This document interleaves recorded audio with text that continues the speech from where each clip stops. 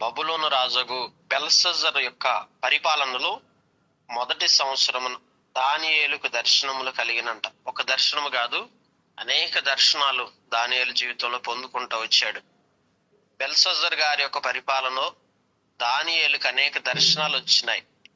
దేవుడు దర్శనాలు కలగజేసే దేవుడు. నిజంగా దేవునికి సమీపముగా, దేవుని సన్నిధిలో ఆత్మీయంగా, దేవునికి తగినట్లుగా నడుచుకునే వారికి దేవుడు దర్శనానుభవం ఇస్తా వస్తాడు. నిజంగా ఇది దేవుడు దానియేలుకి ఇచ్చిన గొప్ప వరం. వాస్తవికంగా దానియేలు జీవితంలో ఎన్నో వరాలు ఉన్నాయి. కళలు చెప్పాడు, కళ భావాలు చెప్పాడు. ఇప్పటి వరకు అనుభవాలన్నీ చూస్తూ వచ్చాం. కానీ ఇప్పుడు చూస్తుంటే దానియేలుకి దర్శనానుభవం ఉన్నట్లుగా మనం బైబిల్ గ్రంథంలో మనం చూస్తూ ఉంటున్నాం. ఈరోజు మనందరి జీవితాల్లో కూడా దేవుడు ఆత్మ సంబంధమైన అనేక వరాలను మనకిచ్చుటకు, మనల్ని ఆత్మీయంగా నడిపించాలని ఎంతగానో ఎదురు చూస్తా ఉన్నాడు. దేవుని బిడ్డలారా, గమనించండి, ఆ వరాలన్నీ మనం అందిపుచ్చుకోవడానికి తగినట్లుగా మనం నడుచుకున్నప్పుడు దేవుడు అనేకమైన వరాలు మనకు అనుగ్రహించే దేవుడు. ఆ వరంలో ఒక వరమే దర్శన వరం. దేవుని బిడ్డలారా, గమనిస్తే అతడు పడక మీద పరుండి ఒక కళను, ఆ కళ సంగతిని సంక్షేపముగా వివరించి రాశాను. సంక్షేపముగా రాశారంట, అంటే క్లుప్తంగా రాశారు. ఒక విధంగా చెప్పాలంటే ఈ కళ వివరించాలంటే ఇంకా చాలా ఉండుంటది. అంటే దేవుడు చూపించిన ఆ దర్శనం అంతా వివరంగా ఇక్కడ రాయలేదు, కానీ మనకి అవసరమైన మేరకే పరిశుద్ధాత్మ దేవుని ద్వారా రాసి ఉంచినట్లుగా పరిశుద్ధ గ్రంథంలో సంక్షేపముగా అని చెప్తున్నాడు. నిజంగా ఈ అనుభవం అంతా చాలా శ్రేష్టమైంది. దానియేలు వివరించి చెప్పినటువంటి ఆ కళ ఏంటంటే, రాత్రి యందు దర్శనములు కలిగినప్పుడు నేను తేరి చూస్తున్నప్పుడు ఆకాశము నలుదిక్కుల నుండి సముద్రం మీద గాలి విసురుట నాకు కనబడెను. ఆ దర్శనములో మొట్టమొదటిగా చూస్తుంది ఏంటంటే, ఆకాశము నలుదిక్కుల నుండి సముద్రం మీద గాలి విసురుతా ఉంది. ఈ గాలి విసురుతున్న సమయంలో అప్పుడు 4 మిక్కిలి గొప్ప జంతువులు మహాసముద్రంలో నుండి పైకి వచ్చేసినాయి అంట. ఆ జంతువులు ఒకదానికొకటి భిన్నమైనవిగా ఉన్నవి కనుక సముద్రం మీద గాలి విసురుతా ఉంది. ఆ సముద్రం యొక్క ఆ మహాసముద్రములో నుండి కింద నుండి అవి ఆ జంతువులు పైకి వస్తున్నట్లుగా దర్శనంలో చూస్తూ వచ్చాడు. ఆ దర్శనంలో కనిపించిన ఆ 4 జంతువులు అనుభవాలన్నీ ఈ యొక్క దినభాగంలో మనం చూస్తుంటున్నాం. మొదటిది ఏంటి? సింహమును పోలింది, గాని దానికి పక్షిరాజు రెక్కల వంటి రెక్కలు ఉన్నాయి.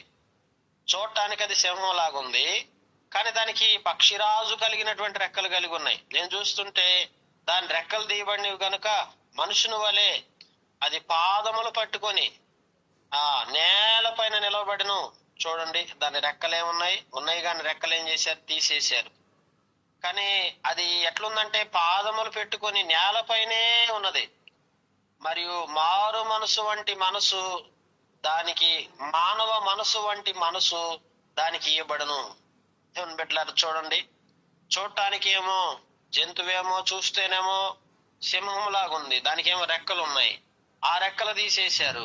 చూస్తే అది ఎట్లా ఉందంటే మానవ మనసు వంటి మనసు దానికి ఇవ్వబడింది అంటండి. మనసు చూస్తే ఎవరి మనసు? సింహం మనసు వేరు, మానవ మనసు వేరు కదా. కానీ సింహం మనసు లేదు దానికి. ఎట్లుంది? మానవ మనసు వంటి మనసు. దేవుని బిడ్డలారా, గమనించండి, ఈరోజు దేవుడు ఇక్కడ మనకు కనిపిస్తున్న ఈ దర్శనములో ఈ జంతువులను కనిపిస్తున్న విధానం చూస్తుంటున్నప్పుడు దాని యొక్క రూపం వేరుగా ఉంది, దాని యొక్క మనసు ఒకలాగుంది. మనం కూడా ఇప్పుడు చూడండి ఎట్లా ఉంటాం, పైకి మరి చూడటానికి మన రూపం ఒకలాగుంటుంది, కానీ మన మనసు ఇంకోలాగుంటుంది కదా. ఇప్పుడు ఆత్మ సంబంధంగా దేవుడు, అందుకే మనుషులు పై స్వరూపాన్ని చూసి మోసపోతారంట. పై స్వరూపం చూసి మనుషులు మోసపోవచ్చు, కానీ దేవుడు ఏం చూస్తున్నాడు? అంతరంగాన్ని చూస్తున్నాడు. అందుకే దేవుడు పై స్వరూపాన్ని చూసి మెచ్చుకునే దేవుడు కాదు. అందుకే యెషయా కుమారులో మరి ఆ దినాల్లో వారందరిని కూడా తీసుకొచ్చి దేవుడు అభిషేకించడానికి నిర్ణయించినప్పుడు ఒక్కొక్కరిని తీసుకొస్తే ఒక్కొక్కళ్ళు ఎట్టున్నారో తెలుసా? చూడటానికి పైకి రూపం చాలా బాగున్నారు చూడటానికి. వీళ్ళని ఎన్నుకోవచ్చు కదా రాజుగా అంటే, వాళ్ళలో ఒక్కరు కూడా మనసు సరిగ్గా లేదు. పై రూపం చూస్తే అందరు బాగున్నారు, కానీ వారి మనసు మాత్రం ఆత్మీయంగా ఉన్నట్లేదు. అందుకే ఎక్కడో గొర్రెలు కాసుకుంటున్నటువంటి దావీదుని పిలిపించి మరి యెషయా కుమారుడైనటువంటి దావీదుని మరి రాజుగా ఎన్నుకోవడం జరుగుతూ వచ్చింది. ఎందుకు? అతని రూపం చూడలేదు దేవుడు, అతని మనసును చూస్తూ వచ్చాడు. దేవుడు మన మనసు చాలా ముఖ్యమైంది. గమనించండి, మన రూపంతో పని లేదు. ఈరోజు మనం పై రూపం చూస్తూ ఉంటాం, అంతా మనం చూసేదంతా పై రూపమే, కానీ దేవుడు అసలు పై రూపాన్ని పట్టించుకోవట్లేదు. కేవలము మన మనసు ఎలా ఉంది, మన మనసు ఎలా ఉంటుంది, దేవుడు ఆత్మీయంగా మన మనసును చూస్తున్నాడు. అందుకే ఇక్కడ బైబిల్లో చూస్తే ఈ యొక్క అనుభవాలు, ఒక్కొక్క జంతువు యొక్క అనుభవం, ఇది చూస్తే సింహం లాగా ఉంది. ఒక్కొక్కళ్ళు చూడటానికి సింహంలా కనపడతారు, పెద్ద ఆకారం ఉంటది, కానీ మనిషి చూస్తే ఎట్లుంటది? అసలు ఆ సింహం చూస్తే ఎట్లుంటది? సింహం అంటే అందరికి భయం, దాని ధైర్యం, దాని రూపు చూస్తే. కానీ దాని మనసు చూస్తే ఎట్టుంది? మానవ మనసులాగా ఉండిపోయింది. అట్లాగే కొన్నిసార్లు మనం పై రూపాన్ని చూసి ఎట్లా ఉన్నారో, అమ్మో ఇట్లా కదా అనుకుంటాం, కానీ తీరా చూస్తే మనసు చూస్తే వేరుగా ఉండిద్ది. దేని బిడ్డలారా, అందుకే దేవుడికి మనసు చాలా ముఖ్యం. ఇక్కడ ఇది మొదటి జంతువు యొక్క అనుభవం. రెండవ జంతువుని చూసినప్పుడు ఎలుగుబంటిని పోలుంది. అది ఎట్లా ఉంది? ఎలుగుబంటిని పోలుంది. అది ఒక పార్శ్వం మీద పండుకొని తన నోట పండ్లు మధ్య 3 ప్రక్కటెముకలను పట్టుకున్నది. ఎట్లా ఉంది? పార్శ్వం మీద పండుకొని పండ్ల మధ్య ఏం చేస్తుందంటే ఒక 3 పక్కటెముకలను పట్టుకొని ఉంది. కొందరు లెమ్ము, విస్తారంగా మాంసం భక్షించుము అని దానితో చెప్పి, అటు పిమ్మట చిరత పోలిన మరి ఒక జంతువును చూచి తిని, దాని వీపును పక్షి రెక్కల వంటి 4 రెక్కలుండెను, దానికి 4 తలలుండెను, దానికి ఆధిపత్యము ఇయ్యబడెను.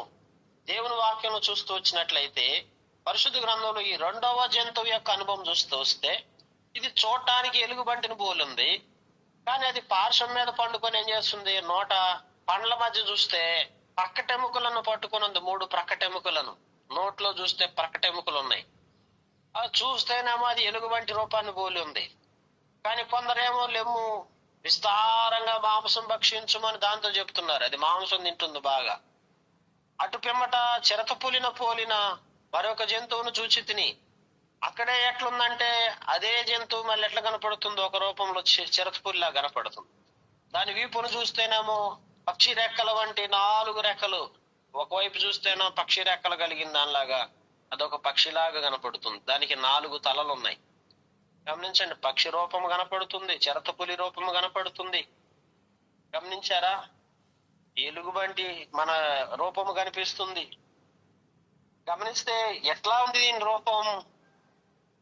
ఎంత మార్పు కనిపిస్తుంది చూడండి. ఒక జంతువు రెండవ జంతువుగా కనిపించిన ఈ జంతువులు ఒక్క షాడో కాదు, అన్ని రకాల షాడోలు కనిపిస్తున్నాయి. ఇటు ఒకటి ఎలుగుబంటు, ఒకటేమో పులిగా కనిపిస్తుంది, ఒకవైపు ఏమో రెక్కలు కలిగిన పక్షిలా కనిపిస్తుంది. దానికి చూస్తే 4 తలలు ఉన్నాయి. అంటే ఇన్ని రకాల అనుభవాల ఈ జంతువులో చూస్తే మల్టిపుల్ గా కనపడుతుంది ఇది. అట్లానే మన జీవితం కూడా ఎట్లుంటో తెలుసా? ఒక్కొక్క కోణంలో ఒక్కొక్కలాగా కనిపిస్తాం మనం. ఒక్కోసారి ఎట్లుంటాం? ఒకసారి దయగలిగిన వారిగా ఉంటాం, ఒకసారి ఉగ్రత రూపం కనిపిస్తుంది, ఒక్కొక్కసారి మరి ఆత్మీయత కనిపిస్తుంది, ఒక్కొక్క రోజు పాపపు సంబంధమైన ఆలోచనలతో నింపబడిన వారుగా ఉంటాం. అలాగా మల్టిపుల్ గా అన్ని రకాలుగా కలబోసిన ఆ స్థితి ఈ జంతువులో కనిపిస్తుంది. దేని బిడ్డలారా, ఆ రీతికి మనం చూస్తూ వచ్చినప్పుడు చూడండి ఈ యొక్క జంతు అనుభవాలు. అంటే ఇక్కడ దానియేలుకి చూపించిన ఈ దర్శనంలో కనిపించినటువంటి ఆ జంతువులు ఒక్కొక్కటి వైవిధ్యంగా ఉంది, అంటే వేరువేరుగా ఉంది. దాని అనుభవాలని మనం చూడొచ్చు, గమనించవచ్చు. ప్రియమైనటువంటి వాళ్ళ ఆ పిమ్మట ఆ రాత్రి యందు నాకు దర్శనములు కలిగినప్పుడు నేను చూచుండగా ఘోరమును భయంకరమగు 4వ జంతువు ఒకటి కనబడెను. దేవుని వాక్యంలో మనం చూస్తుంటున్నప్పుడు ప్రియమైనటువంటి వాళ్ళారా, 4వ జంతువు కనిపించిన తీరు చూస్తే అది తనకు ముందుగా నుండిన ఇతర జంతువులకు భిన్నమైంది. అది మహాబలం, మహాత్యము గలది. ఎట్లా ఉంది? ఇంతకు ముందు కనిపించిన జంతువులు వంటి జంతువు కాదు ఇది. ఇది ఎలా ఉంది? ఈ జంతువు అంటే తనకు ముందుగా ఉండిన ఇతర జంతువులన్నిటికంటే భిన్నమైంది. అది మహాబలం, మహత్యము గలది. దానికి పెద్ద ఇనపదంతములు ఉన్నాయి, 10 కొమ్ములు ఉన్నాయి.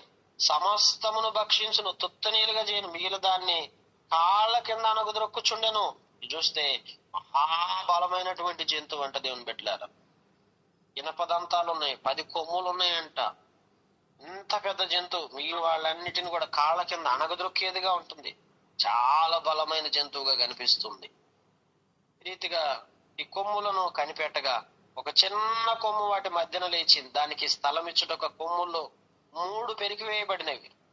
ఈ కొమ్మునకు మానవుల కన్నుల వంటి కన్నులను, గర్భగా మాటలాడు నోరును ఉంది. చూడండి, అందుకే ఈ కొమ్ము దేనికంటే హెచ్చింపుకి, అతిశయానికి సాదృశ్యంగా ఉంటుంది. ఈ కొమ్ము ఎట్లుందంటే మానవుల వంటి కన్నులను, గర్వముగా మాటలాడు నోరు. కళ్ళు చూస్తే మానవుల కళ్ళు ఉన్నాయి. మరి పెద్ద జంతువు, అన్నిటికంటే పెద్ద జంతువు, తెర చూస్తే దాని కొమ్ములు ఉన్నాయి. ఆ కొమ్ముల్లో కూడా ఒక కొమ్ము, మిగిలిన కొమ్ములన్నీ పెరికివేయబడినాయి. ఈ కొమ్ము ఎట్లుందంటే గర్వముగా మాటలాడే నోరుంది పైగా దీనికి. దేవుని బిడ్డలారా, గర్వము మానవ జీవితానికి నష్టాన్ని తెచ్చిపెడుతుంది. ఆత్మీయంగా ఈ రీతిగా చూస్తూ వచ్చినప్పుడు ఈ జంతువు యొక్క అనుభవాలు ఒక్కొక్కటి ఒక్కొక్క అనుభవం. ఇంకా సింహాసనములు వేయుట చూచితిని, మహావృద్ధుడు ఒకడు కూర్చుండెను. అయితే ఈ సింహాసనాలు వేయబడి ఉన్నాయి, వాటిల్లో ఒక మహావృద్ధుడు ఒకడు కూర్చుండెను. అతని వస్త్రము హిమం వలె ధవళముగాను, ఆయన తల వెంట్రుకలు శుద్ధమైన గొర్రెబొచ్చు వలె తెల్లగాను, ఆయన సింహాసనము అగ్ని జ్వాలల వలె మండుతా ఉంది. దాని చక్రములు చూస్తే అగ్ని వలె ఉన్నాయి. అగ్ని వంటి ప్రవాహమైన వద్ద నుండి ప్రవహించుచుండెను. దేవుని బిడ్డలారా, గమనిస్తుంటే అక్కడ సింహాసనం ఉంది, వృద్ధుడున్నాడు. వస్త్రములు చూస్తే ధవళముగాను, అలాగే తల వెంట్రుకలు శుద్ధమైన గొర్రె బొచ్చులాగా తెల్లగా ఉన్నాయి వెంట్రుకలు చూస్తే. దేవుని బిడ్డలారా, సింహాసనమునందు అగ్ని జ్వాలలు మండుతా ఉన్నాయి. ఎట్లుంది? అగ్ని జ్వాలల మధ్య ఒక సింహాసనం, ఆ సింహాసనం మధ్య ఒక వృద్ధ వ్యక్తి, ఆ వ్యక్తికి ఉన్న తల వెంట్రుకలు చూస్తే తెల్లగా ఉన్నాయి. అగ్ని వంటి ప్రవాహం ఆయన వద్ద నుండి ప్రవహిస్తుంది. వేవేల కొలదైన పరిచారకులు ఉన్నారు. ఎంతమంది? ఒకళ్ళు కాదు, ఇద్దరు కాదండి, వేల కొలది పరిచారకులు దేవుని బిడ్డలారా. కోట్ల కొలది మనుషులు ఆయన ఎదుట నిల్చున్నారు. తీర్పు తీర్చుటకు గ్రంథములు తెరవబడెను. దేవుని బిడ్డలారా, ఇది పరసంబంధమైన దర్శనం. దేవాతి దేవుడు, ఆ సింహాసనాసీనుడైనటువంటి ఆయన ధవళవర్ణుడు, రత్నవర్ణుడు, 10,000లో అతి కాంక్షణీయుడు. ప్రియమైనటువంటి వాళ్ళారా, ఆయన వెంట్రుకలు చూడొచ్చు. ఆయన సన్నిధి నుండి ప్రవహిస్తున్న అగ్నిని చూస్తున్నాం. అగ్ని వంటి ప్రవాహం అక్కడంతా కూడా, ఆ గొప్ప ఉజ్జీవం, ఆ మహిమ, ఆ ప్రవాహాన్ని మనం అక్కడ గమనిస్తాం. ఆ దర్శనంలో దానియేలు అనుభవాలన్నీ చూశాడు. వేవేల పరిచారకులు, కోట్ల కొలది మనుషులున్నారు. తీర్పు తీర్చడానికి గ్రంథాలు తెరిచారు. అప్పుడు నేను చూస్తుండగా ఆ కొమ్ము పలుకుచున్న మహాగర్వపు మాటల నిమిత్తం వారు ఆ జంతువును చంపినట్టు కనబడింది. తర్వాత దాని కళేబరమును మండుచున్న అగ్నిలో వేయబడింది. ఏదైతే గర్వపు మాటలు కలిగిన జంతువు ఉన్నదో ఆ జంతువుని ఏం చేశారంటే చంపివేశారు. దాని కళేబరం తీసుకెళ్లి అగ్నిలో పడేశారు. మిగిలిన ఆ జంతువులు ప్రభుత్వం తొలగిపోయింది. సమయం వచ్చే వరకు అవి సజీవుల మధ్యన ఉండవలనని ఒక సమయము, ఒక కాలం వరకు ఏర్పాటాయను. రాత్రి కలిగిన దర్శనములు నేను ఇంకా చూచుండగా ఆకాశ మేఘారూఢుడై మనుషు కుమారుని పోలిన ఒకడు వచ్చి మహావృద్ధుడగు వాని సన్నిధిన ప్రవేశించి ఆయన సముఖమునకు తేబడను. సకల జనులు, రాష్ట్రములు, భాషలు మాట్లాడువారు ఆయన సేవించినట్లుగా ప్రభుత్వము, మహిమ, ఆధిపత్యము ఆయనకి ఇవ్వబడును. ఆయన ప్రభుత్వము శాశ్వతమైనది, అది ఎన్నటికీ తొలగిపోదు. ఆయన రాజ్యము ఎప్పుడునూ లయము కాదు. దేవుని బిడ్డలారా, ఆయన రాజ్యము లయము కానటువంటి రాజ్యం. ఆయన ప్రభుత్వము ఆధిపత్యముతో కూడుకున్నది. ఆయన అన్ని రాష్ట్రాలు, భాషలు మాట్లాడేటువంటి వారిని సేవించినట్లుగా ఆయనకి అధికారం ఇవ్వబడతా వచ్చింది. కనుక ఆకాశ మేఘారుడే మనిషి కుమారుని పోలినప్పుడు వచ్చున్నాడు. మనిషి కుమారుడు ప్రభువైన యేసుక్రీస్తు వారు సృష్టికర్త అయిన దేవుడు అలాగా ఆ సింహాసనాసీనుడై ఉండుట, అక్కడ ఆ మహా గర్వముతో నిండుకున్న ఆ జంతువును చంపబడి తీసుకెళ్లి అగ్నిలో పడవేయబడుట, అలాగే మనిషి కుమారుడు అక్కడికి వచ్చుట, ఆయనకి ఆధిపత్యం అనుగ్రహించబడుట, ఇదంతా కూడా దర్శనాల్లో దానియేలు చూస్తూ వచ్చాడు. దేవుని వాక్యంలో మనం చూస్తే ఇవన్నీ కూడా ఒక దర్శనము కాదండి, అనేక దర్శనాలు దానియేలు చూస్తూ వచ్చాడు. ఈ దర్శనాలన్నీ కలిపి ఇక్కడ మన గ్రంథంలో రాస్తూ వచ్చాడు. ఇంకా దర్శనాలు చాలా ఉన్నాయి. ఈ దర్శనాలన్నీ కూడా ఆయన జీవితంలో మరి అనేకమైన దర్శనాలను పొందుకొని ఆ రీతిగా నడుచుకుంటూ వచ్చాడు. కనుక ఈ ఉదయకాల సంబంధు దేవుని బిడ్డలమైన మనం పరసంబంధమైన దర్శనాలని వాటిని అర్థం చేసుకొని ఆ దర్శన భావాలను మనం గుర్తిరిగి మనం ఎప్పటికప్పుడే ఆ పరలోక రాజ్యం గురించి కూడా ఆ పరిశుద్ధ గ్రంథంలో ప్రవచనాత్మకంగా రాయబడిన దర్శనాలను మనం అర్థం చేసుకొని మహిమకరంగా ఆ నిత్య రాజ్యంలో ఆ మహిమను గుర్తిరిగి ఆ మహిమ కొరకు మనం వెంపర్లాడి ఆ మహిమను మనం పొందుకునే వారు ఉండాలి. నిజంగా ఈ ఇప్పుడు పరిశుద్ధ గ్రంథంలో మనం చూస్తూ వచ్చినప్పుడు పరలోకమును గురించిన దర్శనాలు అనేక మంది ప్రవక్తలకు దేవుడు ఇస్తూ వచ్చాడు. చాలా మంది ఆ దర్శనాలు చూడగలుగుతూ వచ్చారు. అట్టి వారిలో దానియేలు కూడా ఒకడు. దానియేలు కూడా అనుభవం కలిగి ఉన్నాడు. దానియేలు కూడా కొంత మేరకు పరలోక రాజ్యం గురించి మనకి బయలుపరిచిన విధానాన్ని మనం చూడొచ్చు. కనుక ఈ యొక్క దర్శనాల్లో బయలుపరిచిన ఆ విధానాన్ని మనం గ్రహించుకొని మనము కూడా ఆ నిత్య రాజ్యం కొరకు మనం సిద్ధపాటు కలిగి ఉండి ఆ రాకడ సమయంలో జరగబోయే ఆ సంగతులన్నీ మనం ప్రవచనాత్మకంగా ధ్యానించుకొని తెలుసుకొని ఆత్మీయంగా నడుచుకొని మనం దీవెనకరంగా చేయబడాలి. ఆ రీతిగా దేవుడు మనల్ని అన్ని విధాలుగా దీవించి అనేక దర్శనాల గురించి తెలుసుకొని ఆత్మీయతలో బలపరచబడలాగా దేవుడి మాటలు దీవించి మన గ్రహింపులో తీసుకొచ్చి మనకు సహాయం చేయనుగాక.